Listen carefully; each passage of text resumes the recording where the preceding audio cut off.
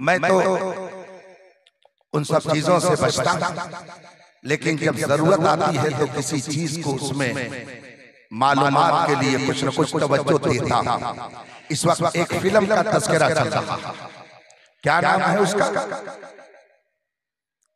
ये तो माशाअल्लाह उलमा, कौन सी फिल्म है जिसका इस वक्त बहुत तज़किरा है? उसका नाम क्या है? हम दो हमारे 12 फिल्म चल रही है ना, व्हाट्सएप के जरिया, गूगल के जरिया, यूट्यूब के जरिया आप हजरात ने उसका एडवर्टाइज सुन लिया। लेकिन आपको मालूम है कि उसमें क्या हरकत की गई है? आपको मालूम है कि आपके कुरान का किस तरह से मजाक उड़ाया गया? आपको मालूम है कि आपके समाज का उसमें किस तरह से इस्तेहजा किया गया? आपको मालूम है कि किस तरीके से उसमें मुसलमान औरतों को जिल्लत की जिंदगी गुजारते हुए दिखाने की नाकाम कोशिश की गई है। आपको मालूम है कि उसका पस मंजर क्या है, और उस फिल्म के जरिया इस्लाम से बरगश्ता करने की कोशिश की गई है। उस फिल्म के जरिया नौजवानों को इस्लाम से दूर करने की कोशिश की गई है। उस फिल्म के जरिया मुस्लिम औरतों को जलील करके पेश करने की नाकाम कोशिश की गई है। और ये हो रहा है बाकायदा पूरी दुनिया के अंदर ये तहरीक चल रही है कि किसी तरीके से मुसलमानों का रिश्ता इस्लाम से तोड़ दिया जाए, इनका रिश्ता नबी से तोड़ दिया जाए, इनका रिश्ता अल्लाह और रसूल से खत्म कर दिया जाए। इस वक्त पूरी दुनिया में ये तहरीक चल रही है। अगर आपने होश के नाखून न लिए तो आप बैठ करके उससे शहीद मिल्लत में की बातें सुन रहे हैं। आने वाली नस्लें कहेंगी ये सब बुरा है, आने वाली नस्लें कहेंगी दीन क्या चीज है, मजहब क्या चीज है। मौज मस्ती करो, रहो दुनिया में, चले जाओ, इसके अलावा दीन का कोई तस्वुर नहीं आएगा। याद रखिएगा जो इस वक्त हालात चल रहे हैं, अगर आपने अपना रिश्ता अपने नबी से मजबूत न किया, अपना रिश्ता अल्लाह और रसूल से आपने मजबूत न रखा, तो आने वाली नस्लों के ईमान की गारंटी कोई नहीं दे सकता। अल्लाह के रसूल सल्लल्लाहु अलैहि वसल्लम एक मौके पर अपने सहाबा के साथ बैठे हुए थे। सहाबा किराम रसूल पाक के इर्द गिर्द तशरीफ फरमा थे। इतने में रसूल करीम सल्लल्लाहु अलैहि वसल्लम ने इरशाद फरमाया, इन्ना मिनश शजरि शजरा ला यसकुतु वर्क़ुहा, दरख्तों में एक दरख्त ऐसा है जिसके पत्ते जल्दी टूटते नहीं हैं। रसूल पाक फरमाते हैं वो दरख्त मिसलुल मुस्लिम, वो दरख्त मुसलमान की तरह होता। अल्लाह के रसूल ने फरमाया दरख्तों में एक दरख्त ऐसा है जिसके पत्ते जल्दी टूटते नहीं हैं और वो मुसलमान की तरह होता। इतना कहने के बाद रसूल पाक ने फरमाया, बताओ ऐ मेरे सहाबा वो कौन सा दरख्त है, वो कौन सा दरख्त है जो मुसलमान की तरह होता। सहाबा गौर करने लगे, इधर उधर अपना ज़हन दौड़ाने लगे कि क्या जवाब दिया जाए। आखिर में सहाबा ने अर्ज की, या रसूल अल्लाह आप ही इरशाद फरमाए वो कौन सा दरख्त है जिसके पत्ते जल्दी टूटते नहीं हैं और वो दरख्त मुसलमान की तरह होता। मेरे आका सल्लल्लाहु अलैहि वसल्लम ने इरशाद फरमाया वो दरख्त जिसके पत्ते जल्दी टूटते नहीं हैं और वो मुसलमान की तरह होता है, सुनो वो कौन सा दरख्त है। रसूल पाक ने सहाबा से फरमाया, है नखला, वो खजूर का दरख्त है, वो खजूर का दरख्त है जो जल्दी टूटता नहीं है, उसके पत्ते टूटते नहीं हैं और वो मुसलमान की तरह होता है। रसूल पाक ने ये हदीस इरशाद फरमाई। अब उलमा ने इस पे गौर किया और फिर उन्होंने इस पर मेहनत की और गौर करके उसमें से छुपे हुए भेद को उन्होंने बाहर किया कि आखिर रसूल पाक ने खजूर के दरख्त को मुसलमान की तरह क्यों कहा, उस दरख्त के अंदर क्या खूबी है और एक मुसलमान के अंदर वो कौन सी खूबी है जो उस दरख्त के अंदर पाई जाती है। मुहद्दिसीन किराम ने जब इस पर तहकीक करनी शुरू की तो बेशुमार इल्मी नुक्ते उन्होंने पेश किए। आप खुद अपने माथे की आंखों से देखते होंगे कि अगर थोड़ी सी हवा तेज चल गई, आंधी आ गई, तूफान आ गया, दूसरे दरख्तों के पत्ते टूट टूट करके न जाने कहां चले जाते हैं, मगर खजूर का दरख्त ऐसा है कि उसका पत्ता जल्दी टूटता नहीं है। आंधी आए, तूफान आए, हवा तेज चले, बारिश तेज हो, मगर उसके पत्ते जल्दी टूटते नहीं हैं। वो अपने दरख्त से जुड़ा रहता है। इससे इस बात की तरफ इशारा है कि दरख्त के अंदर ये खूबी है, इसलिए कि वो तूफान में, आंधियों में, तेज हवाओं में, बर्फबारी में, पत्थर और ओला के बरसने की सूरत में भी अपने दरख्त से जुड़ा होता है। और एक पक्के मोमिन की यही शान है कि उस पर जुल्म की 1000 आंधियां चले, उसके ऊपर 1000 मुसीबतों के पहाड़ टूटे, वो न जाने कितने मुश्किलात में घिरे, मगर उसके बावजूद अपने मरकज़े ईमान मुस्तफा जाने रहमत से वो अपना रिश्ता तोड़ता नहीं है। 1000 मुश्किलात उसके सामने आए, 1000 परेशानियों में वो मुब्तला किया जाए, उसको तपते हुए रेत पर लिटा दिया जाए, सख्त किस्म के गर्म पत्थर पर लिटा दिया जाए और उससे कहा जाए अपने महबूब से अपना रिश्ता तोड़ दो, तो उस वक्त भी वो ज़बान से यही कहता है, हर जगह हर सिस्टम तुम्हारा है, इतना कह दे कि तू हमारा है। एक मोमिन की ये शान है कि आदमी 1000 मुश्किलात का सामना करे मगर अपने मरकज़े अक़ीदत और मरकज़े ईमान मुहम्मदुर रसूलुल्लाह से अपना रिश्ता वो तोड़ता नहीं है। ये खूबी उस दरख्त में पाई जाती है। आंधी और तूफान चले, मुश्किलात उसके सामने आए, मगर वो अपना रिश्ता अपने दरख्त से तोड़ता नहीं है।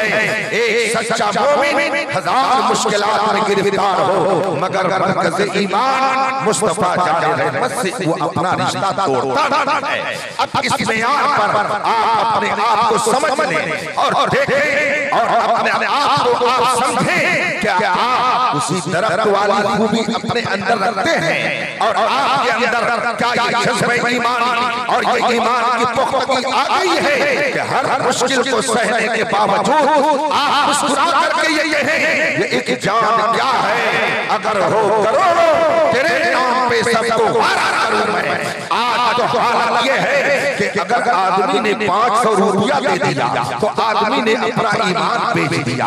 अगर उसको 1000 रुपया मिल गया तो पता चला झूठी गवाही देने के लिए वो कचहरी पहुंच गया। आज आदमी के ईमान का हालत ये है कि जरा सी मुश्किल उसके सामने आई, फौरन उसने अल्लाह और रसूल की शान में गुस्ताखियां करनी शुरू कर दी। बल्कि अब तो हालत ये है कि अगर 2-4 मरतबा दुआ की और दुआ कबूल नहीं हुई तो फिर उसने खुदा से अपना रिश्ता ही तोड़ लिया। कहता है नमाज पढ़ने की क्या जरूरत है, जब हमारी दुआ कबूल ही नहीं होती है तो हमें दुआ करने की क्या जरूरत है। अभी 2-2.5 साल कबल मेरे पास एक नौजवान को उसके वालिदैन पकड़ कर लाए और उन्होंने कहा, हजरत ये बहुत बिगड़ गया है, इसकी ये हालत हो गई है। मैंने कहा ये क्या करता है? कहा काम तो कुछ नहीं करता है मगर बकवास बहुत करता है। हमने कहा क्या बात है, आखिर क्यों आप उसे मेरे पास लेकर आए हैं? उन्होंने बताया ये कुछ अपनी ज़बान से अपनी बीवी को कह चुका है, उसी सिलसिले में अब आपसे मशवरा देने आया है। उसकी बीवी भी साथ में आई हुई थी। मैंने पूछा कि आखिर इसने क्या कहा है? उसने फौरन एक पर्चा निकाला, कहा हजरत मेरी शादी इतने साल पहले हुई है और उस वक्त से लेकर के अब तक उन्होंने ये जुमले इस्तेमाल किए हैं। जब मैंने उसे बुढ़ा पढ़ा तो मेरी हैरत की इंतहा नहीं। रही कि उसमें अल्लाह की शान में गुस्ताखी, रसूल पाक की शान में गुस्ताखी, बल्कि माज़अल्लाह खुदा को गाली के जुमले उसमें लिखे हुए थे। मैंने उस नौजवान से पूछा क्या तुमने इस तरह के जुमले अदा किए हैं? उसने कहा हाँ मैंने इस तरह के जुमले अदा किए। मैंने कहा क्यों आपने ऐसा किया? तो वो जवाब क्या देता है, मैं माल से परेशान था, मेरे पास अखराजात नहीं रहते थे, मैं अपनी बीवी को मुतमईन नहीं कर पाता था, जब वो मुझसे पैसे का मुतालबा करती थी मैं उसे खुश नहीं कर पाता था, और बहुत मैंने मेहनत किया और फिर मैं दुआ भी करता था, मगर उसके बावजूद मेरी दुआ पता नहीं क्यों कबूल नहीं हो रही थी। इसलिए मैं छल्ला करके गुस्से में आकर के इस तरह के जुमले न जाने कितनी मर्तबा अपनी ज़बान से अदा कर चुका हूं। मैंने जब उसकी ज़बान से खुद ये बात सुन ली तो मैंने उसको डांटा। मैंने कहा कि क्या तुमने ये समझ लिया कि खुदा मौजूद नहीं है? क्या तुमने ये जान लिया? क्या अब तुम्हें मौत नहीं आएगी? क्या तुमने ये यकीन कर लिया कि खुदा को गाली देने के बाद तुम्हारे रिज़्क़ में इजाफा हो जाएगा? इसका मतलब है अभी तुमने खुदा की मार्फत हासिल नहीं की। खुदा वो है जो तुम्हें जिंदगी देता है, खुदा वो है जो तुम्हें मौत देता है, खुदा वो है जो तुम्हें रिज़्क़ देता है, खुदा वो है जो तुम्हें उसको जमाना देता है, खुदा वो है जो तुम्हें ताकत देता है, खुदा वो है जो तुम्हें नई जिंदगी अता करता है। उस खुदा से मुंह मोड़ करके किसी और दरवाजे से जाके तुम रिज़्क़ नहीं पा सकते हो। मैंने उसको सलीके से समझाया, वो बहुत नादिम हुआ, बहुत शर्मिंदा हुआ और उसने कहा कि मुझसे गलती हो गई। मैंने दुआ मांगी मगर न जाने कितनी बार दुआ मांगने के बावजूद मेरी ख्वाहिश पूरी नहीं हुई। मैंने कहा आप डॉक्टरों को नहीं देखते? डॉक्टर एक ही दवा मरीज को देता है, मरीज ठीक हो जाता है, मगर वही दवा दूसरे मरीज को देता है तो वो ठीक नहीं होता है, तीसरे को देता है उसको कुछ सूट करती है वो दवा। तो ये बताइए कि दवा में कोताही है या किसी और की तरफ से कोताही आ रही है? मैंने उसे समझाया। आपके सामने भी मैं अर्ज करता हूँ, पूरा हिंदुस्तान दुआ कर रहा है बारिश हो जाए, बड़ी गर्मी है, हरारत का दर्जा बहुत ऊंचा हो चुका है, हर दम आदमी सेंटीमीटर लेकर के बैठा हुआ है और फिर मोबाइल पर देख रहा है। बड़ी गर्मी है, बड़ी शिद्दत की गर्मी पड़ रही है। हजारों लोग दुआ करते होंगे बारिश हो जाए, गर्मी खत्म हो जाए, मगर ये गर्मी खत्म होने का नाम नहीं ले रही है। अब आदमी छल्ला करके कहे खुदा है ही नहीं, अगर खुदा होता तो मेरी दुआ जरूर कबूल करता। आपने गौर क्यों नहीं किया कि दुआ तो वही है जो सहाबा मांगा करते थे, दुआ तो वही है जो औलिया किराम मांगा करते थे, दुआ तो वही है जो उलमाए दीन मांगा करते थे, दुआ तो वही है जो मुत्तकी और परहेजगार लोग अपनी ज़बानों से अदा करते थे, मगर उनकी दुआ कबूल होती थी, आपकी क्यों नहीं कबूल हो रही है? अल्फाज तो वही है, बिल्कुल वही अल्फाज है, मगर उसके बावजूद हजार बार आप कहते हैं वो दुआ क्यों नहीं कबूल होती है? उसको एक मिसाल से समझिए। अगर किसी के पास रिवाल्वर और फिर वो गोली खरीद करके रखे, अगर रिवाल्वर से गोली चलाएगा तो जरूर वो अपना असर दिखाएगी, जरूर उसकी तासीर लोगों की नजरों के सामने आएगी। अगर रिवाल्वर में रख करके गोली चलाई जाएगी तो उसका असर लोग देखेंगे, किसी की जान जाएगी, किसी का सर टूटेगा, किसी के पैर को जख्मी किया जाएगा। लेकिन अगर उसी रिवाल्वर आप कारतूस को और उसकी गोली को आपने गुलेल में लगा करके किसी को मारा तो कुछ नहीं होने वाला है, आपने गुलेल से मारा कुछ नहीं होने वाला है, तो क्या आप कहेंगे कि ये गोली खराब हो गई है, ये कारतूस खराब हो गया है, ये काम के लायक नहीं है? ऐसा नहीं है। बात यह है कि कारतूस को इस्तेमाल करने के लिए रिवाल्वर बनाई गई है, गुलेल नहीं बनाई गई है। गुलेल में रख करके अगर आप गोली मारेंगे तो गोली असर नहीं करेगी। बिल्कुल इसी तरीके से ये ज़बान है, कलमाते मुबारका है, वो अल्फाज है तो वाकई कहां से निकलेंगे? अगर सही जगह से निकलेंगे तो असर करेंगे और अगर गलत जगह से निकलेंगे हजार बार निकालते रहेंगे मगर उसका कुछ असर नहीं हो सकता है। हजरत शहीद मिल्लत हो, हजरत सैयदना सालार मसूद गाजी हो, हजरत मखदूम पाक छोटा हो। आज 1000 साल किसी को 500 साल हो गए, मगर उसके बावजूद क्या वजह है कि वहां पर भीड़ लगी है और सब समझ रहे हैं मेरे बारे में अगर इनकी दुआ हो जाएगी तो मैं ठीक हो जाऊंगा, अगर फलाना दरबार में जाऊंगा वो निगाहें करम कर देंगे तो मैं ठीक हो जाऊंगा। बात यह है उनकी ज़बान मोमिने कामिल की ज़बान थी, इसलिए वो जो ज़बान से निकालते थे रब्बे कदीर उसे पूरा। सुभान अल्लाह, नारे तकबीर, नारे रिसालत। आगे जरा उसी हवाले से सुन लीजिए। वो दरख्त खजूर का मुसलमान की तरह होता है, उसके पत्ते टूटते नहीं हैं। यानी एक मुसलमान अपने नबी से अपना रिश्ता 1000 मुश्किलात आए मगर वो खत्म नहीं करता है। मगर आज हमारा क्या हाल है?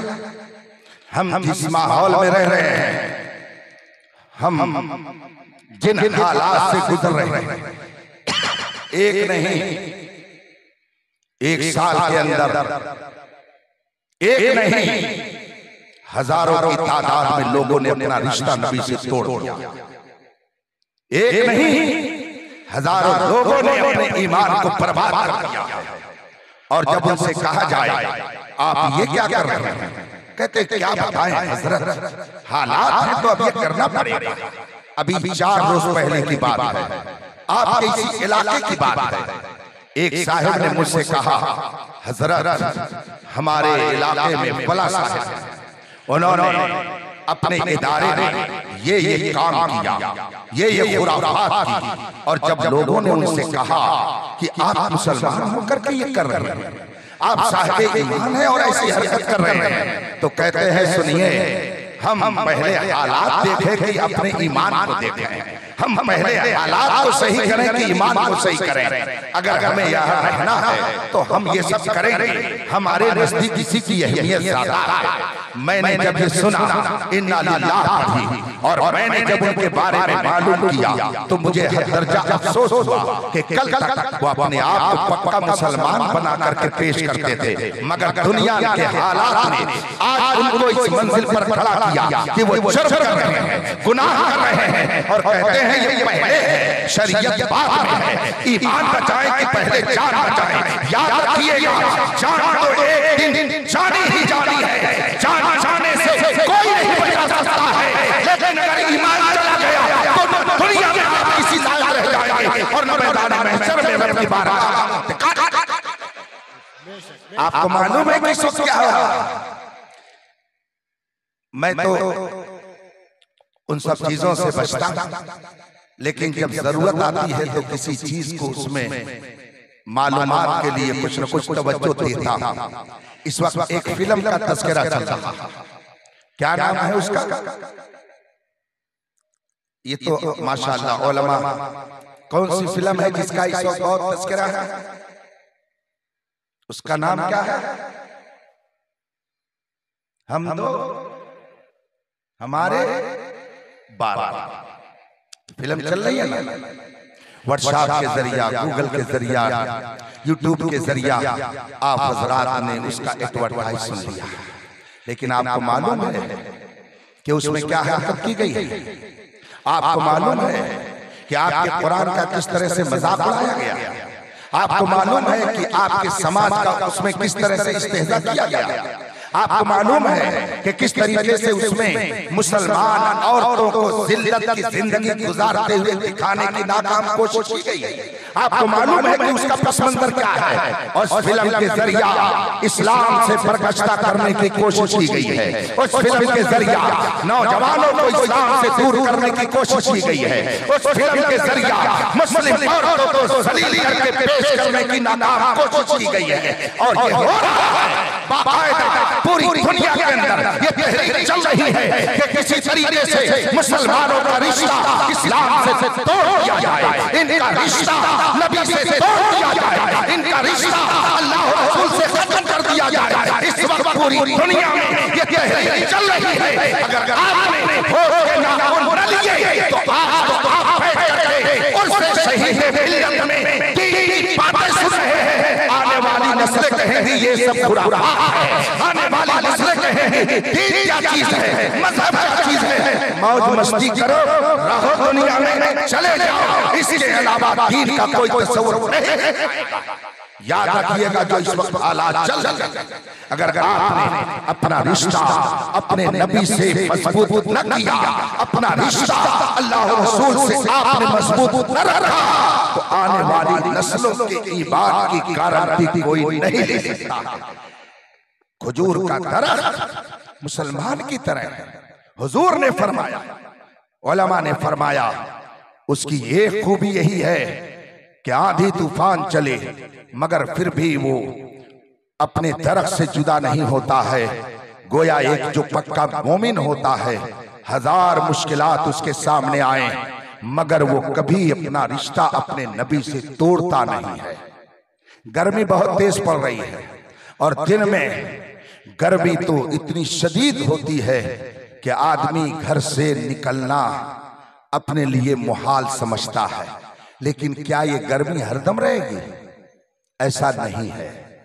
सूरज सुबह जब तुलू होता है थोड़ी देर के बाद गर्मी बहुत दिखाता है, बहुत तेज गर्मी दिखाता है, लेकिन शाम होते होते उसकी गर्मी खत्म हो जाती है और फिर वो डूब जाता है।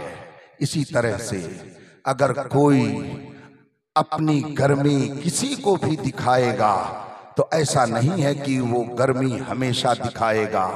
जिस तरह से सूरज 4 घंटे गर्मी दिखा करके फिर न जाने कहां चला जाता है, उसका वजूद हमारी नजरों से ओझल हो जाता है। कोई भी गर्मी दिखाए, गर्मी हमेशा नहीं रहती है। इसलिए गर्मी से परेशान होकर के लिबास को उतार के फेंकिए नहीं, गर्मी में भी लिबास को पहन करके कहिए अगर बरको सयाद की जिद यही है बनाएंगे हम भी यही आशियाना। अगर गर्मी तेज है तो आप अपने लिबास को फेंकिए नहीं बल्कि उसको पहने रहिए। किसी तरह की गर्मी आए मगर ये तसव्वुर कीजिए मैदान महशर की गर्मी जब होगी तो साया उसे मिलेगा जो यहाँ मुस्तफा का वफादार सुभान अल्लाह कि मोहम्मद से वफा तूने तो हम तेरे हैं। ये जहां चीज है क्या लौह कलम। सुभान अल्लाह। अब आगे सुन लीजिए जल्दी से, और मेरा वक्त बहुत तेजी से अपने आखिरी मंजिल तक पहुंच रहा है। अब रसूल पाक ने फरमाया वो दरख्त मुसलमान की तरह होता है। तो बताइए मुसलमान के अंदर क्या खूबी है जो उस दरख्त के अंदर पाई जाती है। उलमा ने जब इस पर रिसर्च शुरू की तो फरमाया कि खजूर का दरख्त नीचे से लेकर ऊपर तक, जड़ से लेकर और अपनी शाख तक, फल से लेकर के फूल तक, जितने भी उसके अंदर हिस्से हैं कोई हिस्सा उसका बेकार नहीं होता है बल्कि पूरा का पूरा कौम के लिए वो नफा बख्श होता है।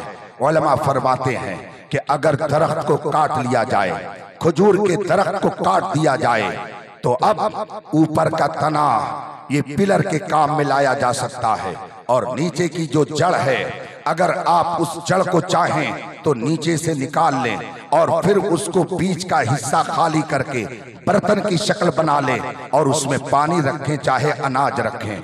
जड़ आपके लिए पानी रखने के काम में आएगी, अनाज रखने के काम में आएगी, और जो तना था आपने उसको अगर काट दिया तो वो पिलर के काम में आएगा। और अगर आपने उसकी शाखों को आपने उसके पत्ते को तोड़ करके अलग कर लिया तो टूटने के बावजूद वो पत्ता बोलेगा कि मैं नुकसान तुम्हें नहीं पहुंचाऊंगा, अब भी मैं तुम्हें नफा पहुंचाऊंगा। अगर तुम चाहते हो कि मुझसे नफा लो तो चलो लो, मुझे तो तुमने तोड़ लिया लेकिन मैं तुम्हें नुकसान नहीं पहुंचाऊंगा, घर मुझे ले चलो। और अगर चाहो तो मैं तुम्हारे घर झाड़ू का काम दूंगा और अपने घर की गंदगी को तुम चाहो तो मैं दूर करने का काम करूंगा। और अगर आपने उसके फल पे गौर किया तो जो ही खजूर के अंदर फल निकलने शुरू हुए आपने उसको तोड़ा और आपने धूप में उसे सुखा दिया, वो छुहारा हो गया। अब साल भर रखिए चाहे 2 साल रखिए वो खराब नहीं होगा। रात में आप 2 बजे कहीं बाहर से आइए, ठंडक का मौसम हो, बीवी भी खाना बनाने के लिए तैयार ना हो, 4 छुहारा खा करके पानी पी लीजिए, पेट में कुछ गुदा महसूस हो जाएगा, आराम से नींद आ जाएगी। और अगर तर छुहारा खजूर है तो आप उसको तोड़िए और फिर उसका जायका लीजिए, उसको खाइए, तरह तरह के जायके से अपने मुंह को आप शाकाम कीजिए, नीचे से लेकर ऊपर तक वो नफा बख्श है। और अगर आपने उसके रेशों को अलग कर लिया और उसे ले जाकर के आपने तकिए में भर दिया तो अब वो तकिए का काम करे। फिर उस रेशे को अगर आपने चाहा तो उसको गद्दे में भर दिया, उसने गद्दे का काम देना शुरू कर दिया। गोया वो दरख्त ऐसा है कि नीचे से लेकर के ऊपर तक हर तरह से वो दुनिया वालों को नफा पहुंचाने का काम करता है। रसूल पाक फरमाते हैं कि वो दरख्त मुसलमान की तरह होता है। मतलब ये है कि मुसलमान पैदाइश से लेकर अपनी मौत तक पूरी दुनिया को नफा पहुंचाने का काम करता है। वो कभी नुकसान नहीं देता है, बल्कि अगर कोई उसे काट दे, कोई उसका सर कलम कर दे, फिर भी कहेगा आओ आओ मेरे दरबार में, मैं बहराइच में अगरचे जमीन के अंदर हूं, लेकिन तुम कोढ़ बन करके कोड़ी बन करके आओगे। आओ, अगरचे मेरा सर अलग हो गया है, मगर याद रखना रब ने मुझे वो ताकत दी है कि दुनिया से जाने के बाद भी मैं तुम्हें नुकसान नहीं पहुंचाऊंगा, बल्कि तुम्हारे लिए नफा